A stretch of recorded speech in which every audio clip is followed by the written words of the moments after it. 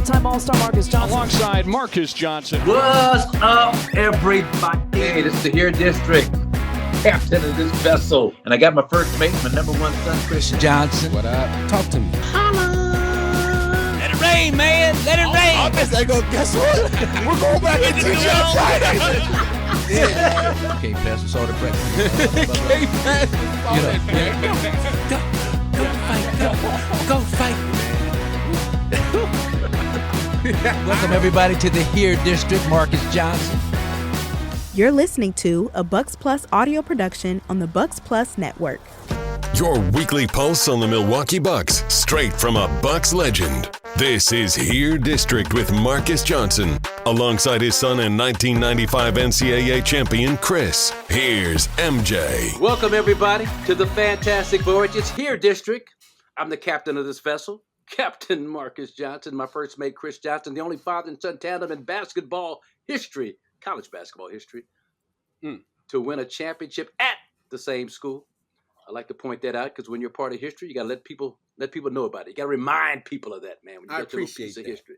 Yeah, I know you do, Yes, bro. sir. And look, man, we've got another great guest today for you, a guy that I was kind of joking off here. I've known for a long time. We haven't said a whole lot to each other. We're both Aquarians.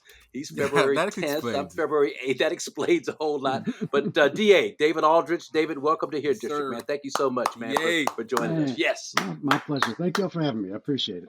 No, we appreciate you, bro. And so a couple of things, man. So, when I'm doing my research and I'm looking up your bio, Wikipedia, and it's the craziest thing. So they've got you're either born in 1964 or 1965. This is what it actually says in Wikipedia. Is it 65? I'm guessing. 65. It's been 65 for a while. I don't Okay. know. I mean, check out Wikipedia. Check out Wikipedia. They've got 1964 or 19, like a question mark, like you're the Shabazz Muhammad of the journalist world. Like you're trying to steal an extra season on us or something, like you're a holdback, double Right. holdback or something. But man, now I know you grew up in the DC area. In DC, You yes, sir. attended, when I think of Kris, all-time great coaches, of course we talk about Willie West Crenshaw High School, but this guy Sure. probably supersedes in terms of just public perception Morgan Wooten and what he did at DeMatha, but you went to DeMatha. Dave, just talk about growing up. Who are some of the basketball icons that you kind of idolized growing up? So you had to be around 78, either 12 or 13, depending on which date you believe you were born. 12 or 13 when the Bullets were really, really, really rolling, like in the late 70s. But talk about kind of the basketball guys that you just love watching to play when you were coming up. Yeah. No, I mean, when I was a kid, the Bullets, they were the gold standard in the NBA, right? Like they made 4 finals in 10 years, so Wow. Wow. so you watch, like my hero was Elvin Hayes when I was a kid. Like I practiced a turnaround jumper in my backyard all the time. That Big was E. Big E. Big E. Okay. Okay. He was something. He was the guy here back then.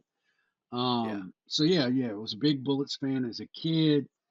John had just gotten to Georgetown, so they were just starting. And he had he went with a lot of local guys early on, like John Durham. Sure. And other guys like that, Craig Shelton. Those are the guys he was just starting to get. He hadn't gotten Patrick yet. Patrick was the guy that kind of took him to the next level recruiting wise. But he was doing it with local guys and was starting to win a little bit. But no, Lefty was the guy when I was a kid. Lefty had Maryland rolling. You know what I mean? Like they were that team. They should have. They got jobbed out of being in the tournament. They lost to NC State and won the national championship with David Thompson. David Thompson was my idol when I was a kid. Like I was like the Skywalker, man. Like everybody wanted to be like the Skywalker, like.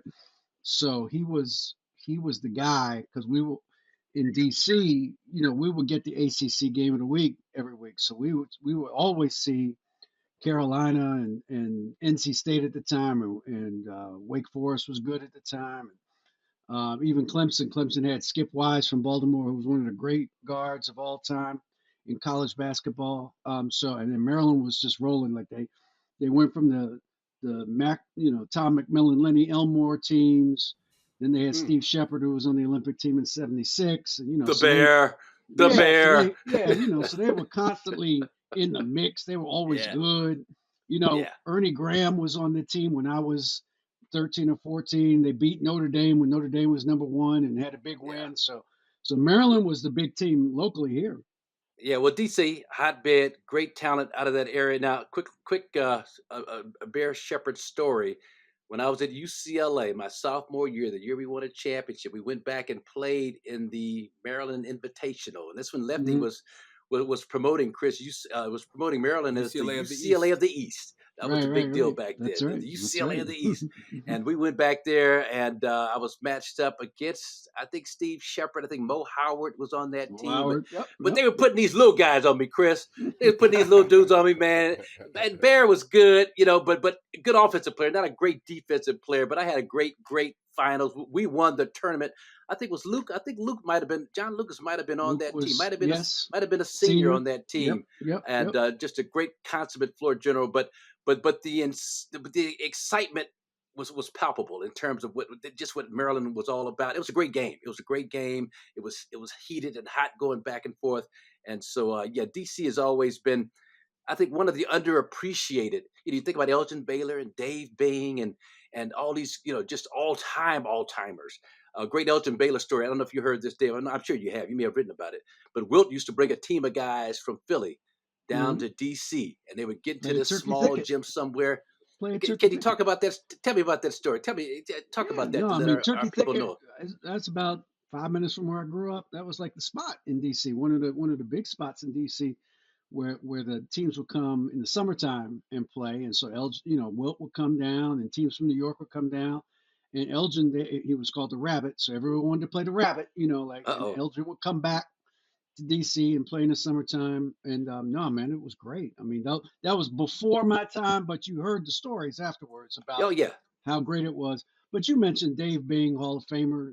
We had all kinds of incredible talent come through. Adrian Dantley's from here. Was ahead of me by a few years at DeMatha, but another legend, a local legend in DC. My arch nemesis, DA, my arch nemesis at Notre Dame. He was listen, and I'm gonna be transparent here because this is what we're all about. I was College Player of the Year in 1977. And when people ask me, like, well, what was the most important factor in you being College Player of the Year? And I always say Adrian Dantley going pro and Richard Washington going pro. They left in 76. And so that kind of opened things up for your boy here. But, man, AD was he was dropping 30s, as a junior at Notre Dame. As a freshman, he came in balling. People don't understand, man. At 6'4", 6'4 and a half, I think he was listed at 6'5", but he's a short 6'5". Just how efficient and tough that Adrian Dantley, man, that guy was one of my all-time toughest guys to kind of go against at both ends of the floor. Really, he wasn't known for his defense, but he was a competitor, man. And that was that DC. Sure. What is the DC mindset? If you had to put a finger on what the DC mindset is in terms of basketball pedigree and attitude, what would you say? I would say, the words you mentioned, like efficiency, like we don't have the flash that they have like in New York and Philly, Like we can't claim Pearl, you know what I'm saying? Guys like that who had all the moves and everything, but our guys just got buckets, man. You know what I'm saying? Like Dave Bing didn't have no flash; he just gave you 30 every night. Yeah. You know what I'm saying? Austin Carr, another dude, not a lot of flash to his game, but just gave you buckets. You know what I'm saying? And the same thing with AD. AD was on the ground. He didn't jump. He didn't have any. He's strong as hell. But, I mean, he just knew how to score. You know what I'm saying? Right. So guys come out of D.C., most of the guys that came out, especially back in those days, just ruthlessly efficient basketball players. Like, listen, man. Be good. I mean to cut you off. I got to jump in with this story because so Austin Carr. I'm a big UCLA guy growing up. Sidney Wicks was my all-time idol, 3-time national champion, 2-time player of the year, and he was just one of the most dominant forwards in the history of college basketball. Just, look him up and Google him, especially his matchup against Jacksonville his junior year when he just turned out Artis Gilmore. But so they're playing it. So so Chris, I go to the playground. I'm always Super Sid. I'm Sidney Wicks. David, I watched Sidney Wicks as a 10th grader at Hamilton High School, tipping a jump ball from the free throw line, tipping it to the basket. When they used to have the jump balls at both ends of the floor. And Yeah. so I watched him as a 15-year-old 10th grader, city championship game against Jefferson. I'm all of 10, 11 years old. I'm watching this. I'm like, wow. So he was my guy. And so I'm watching Notre Dame, UCLA. Austin Carr gives them 47 points. Dang. So, of course, when I go to Angeles Mesa Presbyterian Church basketball blacktop, who am I? Sidney Wicks? No. Curtis Rowe? No. I'm Austin Carr. And so but I'm out there by myself. And I shared this story with Austin Carr when he was working with the Cavaliers a couple of years ago. And so I'm out there on the blacktop day by myself. I'm Austin Carr. I can't miss. I'm playing. I'm just shooting. I'm never a great shooter, but this day I'm just shooting as great as I've ever shot the basketball. This random kid comes walking by. So this is, what year was this? 71. So I'm probably 15 years old. This random kid, about 16, 17, not a great high school player, but just a random. He comes by and challenges me to a game of one-on-one. I'm in my Austin Carr mindset, David. So we're going one-on-one. I give him a jab left, Chris. I go by him to the middle.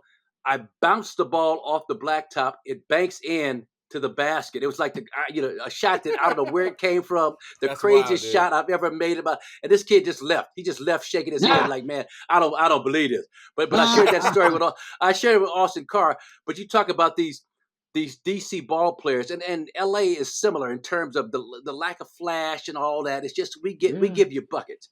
And now I know DC, the weather. Why do you think that? Is there a predecessor? Is there somebody that kind of, is it Elgin Baylor? Is there someone that kind of you can trace to where this mindset kind of comes from? I mean, I think Elgin kind of set the tone, because Elgin was, and he was a late bloomer, right? Like he didn't, he was a good player and became a great player in high school. Used to be, well, it's now called Duke Ellington School of the Arts. Used to be called Western High School. That's where he became a real star player. But yeah, Elgin was real quiet. Dave was real quiet. You know what I'm saying? They didn't have a whole lot to say. They didn't trash talk. You know what I mean? Like, so those guys really kind of set the tone. And what I loved about growing up in DC, guys, is that whether it was the public high schools in DC, the public high schools in Maryland, the private high schools in DC, Maryland, Virginia, Catholic high schools, it didn't matter. You could go see somebody great play. It was spread out through the city. There was great talent everywhere. I grew, when I was coming up, 3D was playing in Virginia. Dennis Scott was a couple years behind me. Grant Hill was a couple years behind me. Played at Reston. You know what I'm saying? Like there were always great players everywhere in the city. Like you could always go see somebody really good. Like when DeMatha, the 3 years I was at DeMatha, we played Dunbar, which had Anthony Jones, who wound up playing at Georgetown. And then we played Spingarn, which had Sherman Douglas on the team, and Earl Jones, who wound up Earl Jones wound up transferring, played at UDC, won the national championship, the D2 national championship at UDC. He played for Willie Jones, who was one of the great players that nobody outside of DC knows. Willie Jones, all-time leading scorer at my alma mater, American University in DC. He ain't trash talked. Willie talked all kinds of junk. But Willie would give you buckets, like seriously give you buckets, And Earl Jones, his game? He was smooth. He was before his time, right? Wasn't he a big that could kind of thin, that could get out and shoot and handle a little bit? And what would be considered? What would be considered a unicorn today? Back then it was like, back then it was soft. Get your butt inside. You're big. You shoot too many jump shots. Right. People don't understand these guys that were before their times. Kind of had some issues. I will say this about the ballers from the DC area in my era, which had like Allen Iverson, a guy like Mike Powell, Victor Page, David. Victor Page could go now. He had some off the court stuff, but Victor Page could go. But they had, Victor was my roommate in Sioux Falls, South Dakota when I played in the CBA. And he was chill back then. But listen to this. They had this crossover. They had this crossover that it was more than the Iverson crossover. It was a derivative of like Iverson's crossover. But when I was coming up in the mid-90s, them guys were known for that sick crossover in the DC area. David, to cap this point about DC, when they talk about the DC area, do you guys include like Baltimore, VA? Like how does that work as far as what you associate with the hoop scene where you're from. We keep Baltimore and DC got a little rivalry going. So we don't claim Baltimore, they don't claim us. And that's cool. Like I would never claim Dunbar. It's the best high school team I've ever seen, by the way. Dunbar, Baltimore, with Bob Wade was the coach there. Okay. 83? So we that was 83, Reggie 84. Wade. Was that who was So, okay. So they had Reggie Bogues, Wingate. Okay. Muggsy Bogues, David Wingate, Reggie Lewis, Reggie Williams, and Timmy Dawson was their center, who was the guy that most people don't even remember, was a hell of a player. Dude, that's the best high school team I've ever seen. DeMatha, when we went up there my senior year and played them, they killed us. And Muggsy, this was before the shot clock. So they were up by like 15, 16 with 4 minutes left. They gave the ball to Muggsy. He went 4 corners. He dribbled out the last 4 minutes of the game. Wow. He couldn't catch it. He couldn't catch it. Yeah. You know what I mean? They just gave him the ball. It was unbelievable. So I wouldn't claim, but Baltimore's got its own thing. They should be proud of what they've. There's a lot of great players come out of Baltimore, and again, including Skip Wise, who was unbelievable player at Clemson. What was this game about? What was this game about? I know he had the drug issues and he was smooth. the addiction just issues. Smooth guard. Okay. He's about 6'3", 6'4", 6'3", Okay. 6'4", but just smooth, man. He could get to his spot. He had a little bit of elevation to his game, but he was, again, he would just get to his and spot. Jumpers and jumpers was wet and nice all the time. Like Skip Wise, and he had the handle was insanely good. So he was a hell of a player. He got caught up in the scene and never became what he should have been. Should have been in the NBA. He was a hell of a player. But when we say DMV, we're usually talking about DC, Maryland, a part of Maryland. Usually PG County is what we're talking about. Okay. Where KD grew up and all those guys played. We claim PG County because a lot of people. There's 7 wards in DC, 7 geographic wards in DC. And we usually call PG County Ward 8 because everybody winds up going to PG, playing school, playing ball over there, going to school over there, and then we'll claim Virginia every once in a while. We'll claim the good players, right. like 3D and Grand Hill. We'll claim them. We usually talk about Northern Virginia. Like we wouldn't claim Ivers from where AI is from down in Norfolk. That's not DMV. That's Virginia. Okay. That's Newport News, that area, Michael Vick and all that. Michael Vick, Plaza News. Morning, all them guys that played down there. They had a hell of they get great basketball down there. And Michael Vick, like you mentioned. And people don't realize this about AI. AI was a hell of a quarterback in high school. Come on, babe. They won the state championship. Come on now. Nice. Bubba Nice. It was nice. Oh, Dave, the first game I saw him play, they played against Arkansas. Mm-hmm. And so he had about 25, 13 assists, about 10 turnovers. And they asked Nolan Richardson about him. And you may remember this quote. And Nolan said, "I'd have been in some calf ropings. I'd have been in some Cal Brandons. I said, but I ain't never seen nothing as wild as I just witnessed. I'd have been in some bulldozings. I'd have been in some calf ropings, but I ain't never seen nothing." This dude, Allen Iverson, man, when I first saw him, it was like basketball infatuation. I just fell in love. It's like, what is this that I'm watching? 6'1", 6'2", dunking, handles, jump, athletic. I mean, and then like you talk about, I mean, just that motor, that intensity, all that good stuff, man. Yeah. We could go on this forever. Let me tell you a couple of quick DC related stories, and then we're gonna move on and talk about the Milwaukee Bucks. My first one, I got to talk about this because it's gonna piss this guy off. But there was some Facebook back and forth. Michael Graham saying that he never got dunked on in high school ever in his career. Right. And then a whole bunch of DC guys came out of the woodwork and said that Milt Newton, our assistant general manager for the Milwaukee Bucks, got him at Sidwell Friends in a summer league. And everybody so I asked Milt about that. And Milt was like, yeah, I got him. Michael Graham swears to this day that he never got him. That's number one. And then number two, you mentioned DeMatha. There was a young man that was having a hard time breaking into the league for whatever reason, mid-'80s. He came out, Chris, and worked out with me and my personal trainer. I was the first guy in the NBA to have a real full-time personal trainer in the offseason, Malik Abdul Mansour. Helped Kareem kind of refine his skyhook. So me and Malik are working out with this kid, David, all summer. individual stuff. Kiki Vandeweghe, David Greenwood, some other UCLA guys working out with him, Right. and he was busting. And so, but had a hard time getting in the league.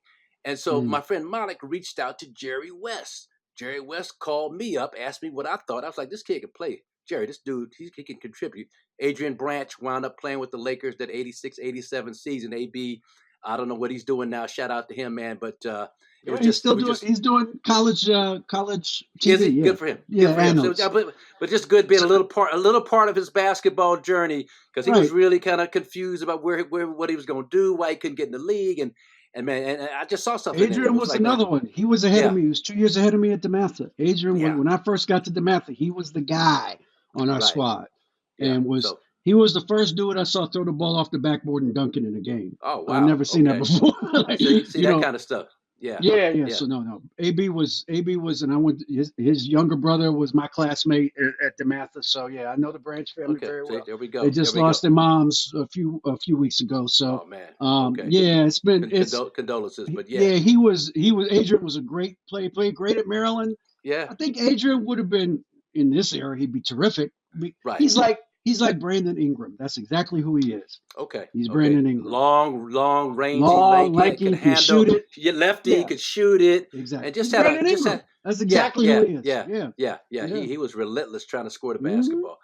All right, let's move on, man, and talk about the team that we represent. Let me put it that way here. Yeah. Chris, can you do your Charles Barkley imitation for it? You don't feel comfortable doing that, man. Come on, man. He broke one out on me this morning, Dave. That was accidental. That was by accident. I was like, what did Charles say about Giannis? He broke out this. He said, I can't do Charles, but I can't Charles, do it either. But what did he say? He said that Giannis hasn't improved. Basically, Giannis can't keep going down, trying to go 105. I think you might have saw it. He can't keep going 105. He has to improve as a basketball player. What are your thoughts on that type of talk? But first of all, I mean, I did you guys watch Popeye as kids? I am what I am. Giannis is, you're asking this guy in year, 10, 11, whatever it is. Right. And I love Charles. Don't get me wrong. Charles is one of the most respectful, superstars out there for me. My personal opinion, with me, interacting with me.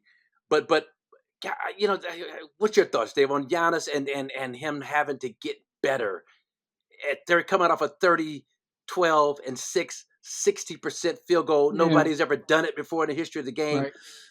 I understand what Charles is saying. Your thoughts?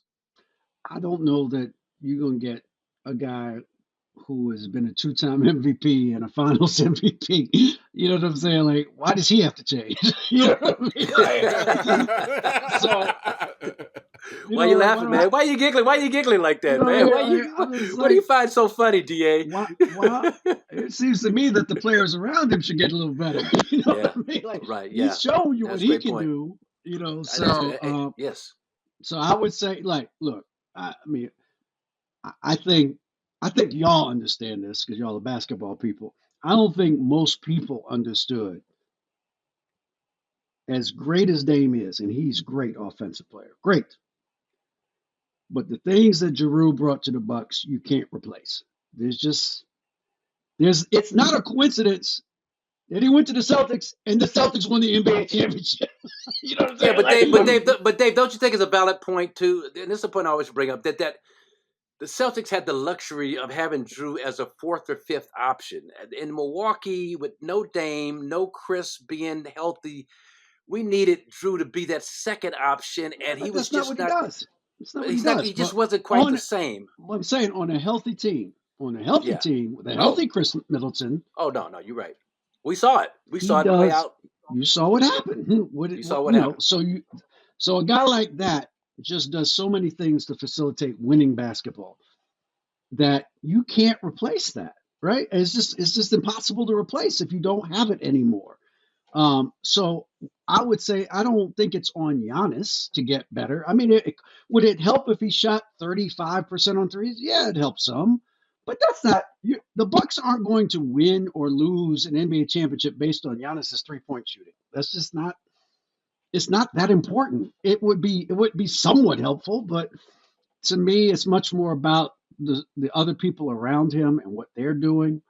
And I'm gonna take Dame at his word because I think when Dame is at his absolute best, He's lethal offensively, and I don't think he was at his best last year for a bunch of different reasons. I think he from everything I've heard is killing himself this year to be ready. And I think you're going to get a completely different Dame this year, and that will make them a much more difficult team to guard. I like what they did in the offseason. They didn't have a lot of money, they didn't have a lot of wiggle room because of the contracts. They're at the second apron already. But adding Trent, adding Taurean Prince, and especially Delon Wright, who I love. Delon Wright is so underrated, and he's even if I think he's a little older than he was a couple of years ago in terms of his physical abilities, he's still so smart. He's still so effective defensively. He is. I call him the KOD, King of Deflections. He will deflect so many balls out of bounds and just jack up the other team's offense. You'll love it. You're gonna love watching him play. He's smart, knows how to play. I thought they had a really solid offseason, considering they didn't have a lot of resources to work with. They added 3 really solid pro players to kind of lengthen out their rotation a little bit and maybe take some of that burden off of Giannis and Dame and Middleton to score all the time. Now they got a little bit more coming off the bench than they did in last couple of years. Well, quick Delon Wright story. So I'm sitting courtside of the Drew League Championship. I think it was two years ago. Sitting courtside, gym is packed, intensity, trash talking. It's Delon Wright and it's Anthony Melton Jr., whose grandfather nickname was Beatty, but he was or DeAnthony is a kid's name, but his grandfather was Anthony Melton. Okay. And so that was his grandfather. But he was one of the greatest rat ball, gym rat players in the history of LA. A little 5'9" guard, and Coach Kris in Little League Baseball at Barrington Park. You remember Beatty? Anyway, so they're playing on the same team. So DA, this other team of just kind of local guys, one guy named Headlights because he's got these big eyes. They were giving them all they could handle. Halftime, I think Melton and Delon, they were down by about 6 or 7 points. Everybody's talking trash to me because I'm like pulling for the guys I know. And so I pull those 2 guys over to me. I said, man, come here. I said, y'all are NBA players. I said, these dudes here, these are good Drew League guys, but they don't have, I said, you guys need to kick it in the NBA gear. They're like, oh yeah, we got you old school. We got you OG. We got you. They went out and won the game comfortably and just started dominating in the second half. But my point is that you talk about Delon Wright. Man, he's got the coldest. What do you call that Euro step, Kris? That hesitation. He goes full speed. That he puts the brakes on and deceleration. The deceleration thing going. And he's 6'5". He's athletic. Gary Trent Jr. I don't know how much you talked about him, but I've always been a major fan of him. He's given us fits when he was with Toronto. He gave us. We were up like 30 with about 5 minutes left. And Coach Bud took the starters out. He got hot. He had to put the starters back in. We had to win it in overtime, but it was because of Gary Trent Jr. So I think they've done an outstanding job. John Horst, Milton Newton, and crew of bringing in those pieces on the margins that's going to really help this team. But the bottom line is getting back to Charles Barkley, how we started this conversation off. It's about health. It's about staying healthy. Sure. Dame, staying healthy. Yes. Giannis, been hurt the last 2 playoffs. Nobody, that baffles me, Dave, how people don't even mention the fact that he's been pretty much a no-show in the playoffs the last couple of years. They just act like he's been completely healthy and this team has faltered with the healthy Giannis. It just, that makes no sense, man. No, it doesn't. And this, Marcus. People have very short memories, and they forget context. They just look in a box score and think they've solved it. And you're like, but that's not why they lost. Did you notice Giannis's name is not in the box score? Like when they in this first round series. You notice he didn't play. It's a lot of letters in the alphabet missing out of that box score. Right? So there's a reason maybe that they didn't win that series. So no, absolutely. And so I think, and plus, forget. Doc came in halfway through the season. You know what I'm saying? Like, so now he gets the full season, gets to put his full camp, have a full camp with his guys, put his full system in, and make demands of people from jump that are different than when you come in and you're trying to get along with everybody. You're not trying to rock the boat or anything. But now it's his team, it's his camp. He can do what he wants, in terms of challenging whatever he thinks they need to do. So I agree with you, Marcus. It's about the playoffs are all about health. It's not about anything else. The healthiest team almost always wins. Not the best team, the healthiest team. And I think the Bucks are right there. Like, look, is Boston the team to beat? Sure. But I wouldn't say they're the prohibitive favorites, right, in the East. Sure, yeah. They're the best team, but KP's not going to play half the season. So that makes a difference. Right. That makes a difference going forward, So we'll see where they are. We were very competitive with the Celtics last year. Yeah, I don't know what the series wound up, but we had a blowout game, and they were up big on us. I think the first game in Boston, but we closed it to a one possession game late, And that's what Dame not having a Dame type year, but still, DA, I had our producer Monas look up Dame's numbers, comparing him to other guys his age. I think what Chris, he was like 4 or 5 guys at that age that put up 24.7 assists like he did in a subpar year. And he's working out. Who's this guy? David Goggins or Goggins. David Goggins, the SEAL, Marine SEAL. Dame's got a lot to make up for last year. Let me just put it that way. Not a lot to prove, but a lot to make up for. You know this, Marcus. Great players have incredible pride. They never want anybody to think they're slipping. And so Dame will make it his mission to show that he's still Dame. And so that's why I think the Bucks, they're in the mix. They're there. Like they're going to have a shot at it. Yeah, he may have one good year left in it. I mean, I'm not saying that's true, but it's going to be this year. This is going to be a really, really seriously, I think, spectacular bounce back year for him. Okay, let's before we talk about the book, I want to touch on a couple of guys with some Wisconsin connections. Get your thoughts on them in terms of their career trajectory. Where do you see it headed? Start with Johnny Davis. Wisconsin kid. I'm surprised he hasn't been better. I don't know. You tell me what's going on with this guy. I mean, he played better in the summer league this year, but the bad news is he played in the summer league this year.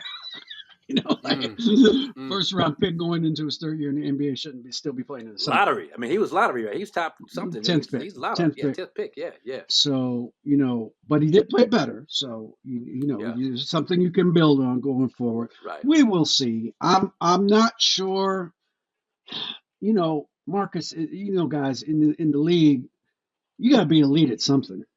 It doesn't matter to me what it is. You got to be an elite shooter, elite rebounder, elite defender, jumper, elite defender, elite ball handler. Facts. I don't think Johnny's elite at anything. Like he's good at a lot of things, but is he elite at anything? I don't see elite. You know what I mean? So, but he can prove me wrong this year. Yeah, there will be opportunities galore on the Wizards. Everybody's going to get a shot this year. So we'll see. So that's Johnny Davis. That's JD. We wish him nothing but the best out of lacrosse and all that good stuff. So that's next guy played for his dad at UWM. Didn't play a lot. He got hurt and didn't have a great freshman year. One and done. Patrick Baldwin Jr. Talk about ballyhoo. I love that word. Talk about ballyhoo. Ballyhoo. Yes. I mean, what is he? I haven't seen enough of him to form an opinion. What is his game? Who is he as a basketball player? Well, I'm not trying to cop out on your answer, but I don't really know yet. That's where I'm too. That's where I am too. It's hard to make a judgment. First of all, the Wizards are a really bad team right now. They're trying to be bad to get better players in the lottery. So it's really hard to kind of, you see a guy do something, you go, was that something that I just saw, or this BS, they're down 18 in the fourth quarter and nobody's playing any defense. You know what I mean? Like, I don't know. So he was in the G League a lot. He put up good numbers. He had a good season in the G League. So I don't know, guys. I'm not sure. I'm not saying no. I'm not saying no. I'm saying I don't know. No, yeah. I mean, for me, Baldwin has a skill set and a size that, if developed, he can be a serviceable NBA player. But again, it's about development and getting the opportunity. Is he a poor man's KD? Does he have those kinds of handle and length and shooting and all that? No, not like that. No, not like a, not in. I said a poor man archetype. Yeah, but not in the KD KD's, KD, he's not like shifty, that. Yeah, shifty. no, Patrick Always, is not spot a up. scorer like that. Yeah. Okay. Now he played in like 30. He played in 38 games for the Wizards last year. So I mean, he played some, but they're so bad it's hard to tell. It's just hard That's to a great kind of. point. I don't know. Like you just don't know. Like so. It's not. I'm not writing him off. I'm saying Sure. I think this will be a big year for him. I think he will get an opportunity this year. To make the team, be in the rotation, get regular minutes every night, and then you can tell after 35 games or so, what he is. And I don't know where you guys fall on this observation, and it's kind of cliche-ish and trite to say it, but he just seems like, especially if his dad was going to be coach at UWM, he could have used another year or two of just being able to dominate in college basketball and, getting his. There's a lot to be said for a youngster like that having a great year. He didn't have a year. He got hurt, and so now no year. Now you bump him up a level, and now he's got to make that emotional adjustment of going against grown ass men and playing in the. So I don't know. He just seems like a kid, especially if his dad. If he would have stayed at UWM, his dad would probably still be coaching there, for another year or two, and it would have been one of those situations like Mike Davis's kid at Detroit Mercy. Go ahead and break the all-time scoring record for the school, So anyway, but yeah, we wish him nothing but the best. And the final guy, Rufus King High School. First 3 years transferred to. I always have a tough time pronouncing this. The school in Indiana, Lumiere. But Jordan Poole. I mean, Jordan Poole, man. What's going on with my boy? I still love this dude. I love the antics. I'm not crazy about, even though it's entertaining. It's all get out. Right. But the skills. He's got tremendous scoring handle. He averaged 20 points a game at Golden State a couple of years ago. I mean, what's your take on him? Where he is? Yeah. Kyle Kuzma, too much of a dominant ball guy for him to find shots. Or what's happening with him out there? Well, again, this is where if you just look at box scores and records and stats, you'll say this is who Jordan Poole is. If you don't watch them every day and you don't talk to anybody on the team, it's complicated, like they say on Facebook. It's complicated. It's a bad team, right? First and foremost, it's a bad team. Nobody can say with any certainty what it's like to go from a team that wins, that is a consistent NBA championship level squad with NBA championship level habits, like the Golden State Warriors have been. You're on that team. You contribute to an NBA championship. And then you get in a fight. You get punched in the face by your teammate, and the whole world sees it on TMZ. Yeah. Now, what does that do to a person? And then you get traded. They pick him over you. You know what I mean? And you don't just get traded. You get traded to one of the worst teams in the league. So I'm asking people to, get out of your social media hot take habit and just think about being a 22, 23-year-old kid and ask yourself what that would do to you.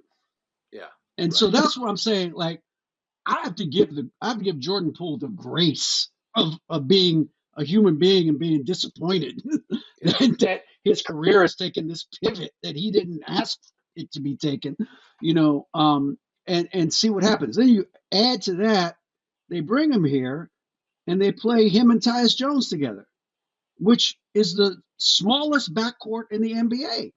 Okay. And probably the worst defensive backcourt in the NBA.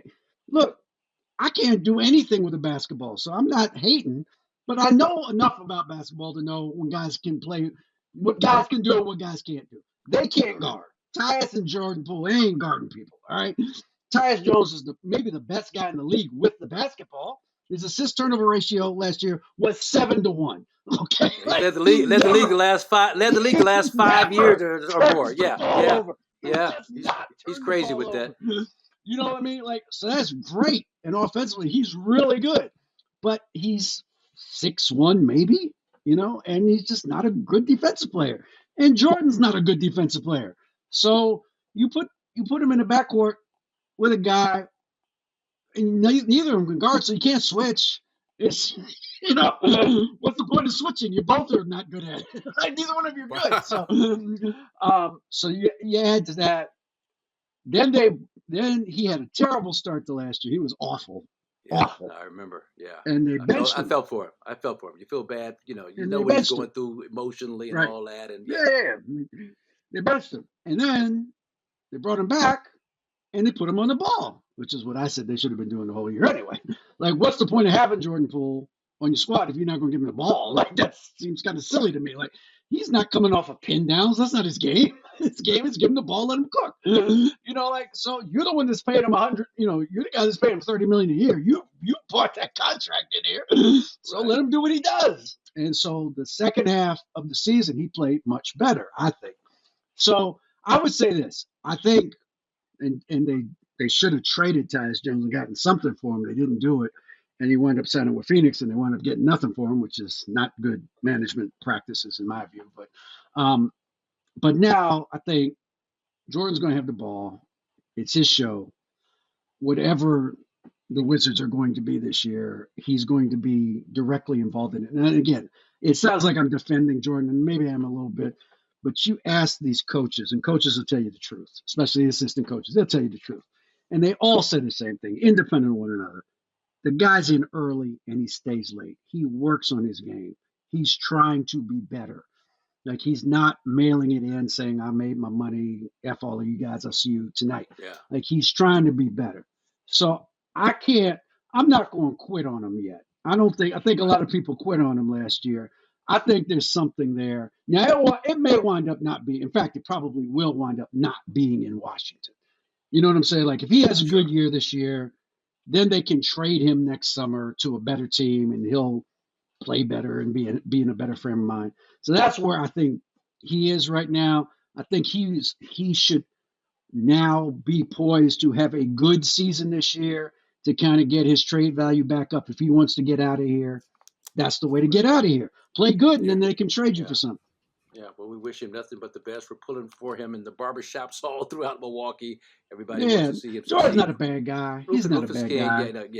He's not a bad guy. You know what I mean? Like, I know. He wants to be good. He wants to be a good teammate. This has just been a rough last couple of years. And people don't understand that the flip side of greatness, when you have that taste of a 20-point season and the success he had with Golden State, and now to get, I'm having flashbacks of going from the Bucks to the Clippers. Then you go to an organization that is major steps below of what you're accustomed to, and you go through your struggles, and these guys. There's a flip side. They're obsessive with being great, but there's also this sensitivity with these guys when things aren't going well. And I know that from personal experience. That gets magnified in your mind. You think everybody's looking at you, and that puts more pressure on you to perform, and it just becomes a conundrum of trying to get out of it and get back to where you were. But let's talk about, as we let you go after this topic here. But I had to get to this because this was actually my favorite topic. They wanted me to cover the other things before we talked about this. But Basketball 100, the book that you and John Hollinger, one of the great analytics guys, came up with that player efficiency rating and executive with the Memphis Grizzlies. You guys came up with the top 100 players, I would assume, of all times list. Yes. How did that come about? What criteria was used? Right. Tell us about the book. Well, this started 2.5 years ago, I think it was. When the NBA had its 75th anniversary, we decided at The Athletic we wanted to do a companion series and pick the top 75 players in NBA history. So our staff, our NBA staff, we kind of, hash it out, had some arguments, some good-natured arguments, some serious arguments about particular guys. We came up with a top 75. So we wrote a series ranking the top 75 players from 75 up to 1. No surprise, Michael Jordan was number 1. I don't think that's a big surprise. It was very successful. People liked it. It ran for 3 months, I think, and did very well. And so after that, folks were wondering if there's anything else we can do with this, right? Like we have all this information, we have all these things, all these stories about people. And, as people tend to do, they started thinking about, well, how can we expand it? And what would the natural expansion from 75 would be to 100? And, and is it a book? The Athletic wrote a similar book about baseball, the top 100 baseball players of all time. So they thought, okay, let's see if we can do a top 100 basketball players of all time. So we did. John and I and our editor, Rob Peterson, were kind of tasked with the last 25, or I should say the next 25, I'll put it that way. And so we didn't take anybody out of the first 75 because I thought that would be disrespectful. You can't say somebody's one of the top 75 players and then not say they're one of the top 100. You know what I mean? Like, that's disrespectful. So we kept everybody in. We just added 25 more guys. That's taken us the better part of a year and a half to do that, and to kind of, and lots of people on the staff helped us write the profiles of these guys. And so it's our way to, and the other thing we wanted to make sure we did, in expanding it, was get some ABA guys in there that we thought really deserved to be in there that weren't in the original 25. Like Dr. J was in the original 75. Yeah. What other ABA guys did you?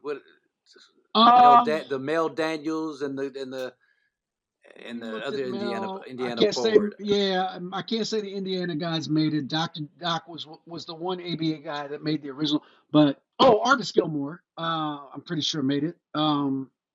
But he's definitely in the 100. So I'm not telling any tales. I thought he was in the top. I think. I think it was in the 70. I think it was in the original 75. I'm pretty sure it's in the top 7.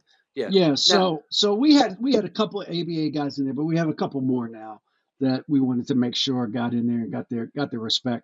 I don't know if it depends on what you think. Rick Barry was a ABA guy. I mean, he wasn't there very long. Gervin was obviously they were both in the top 75. They're in the top 100.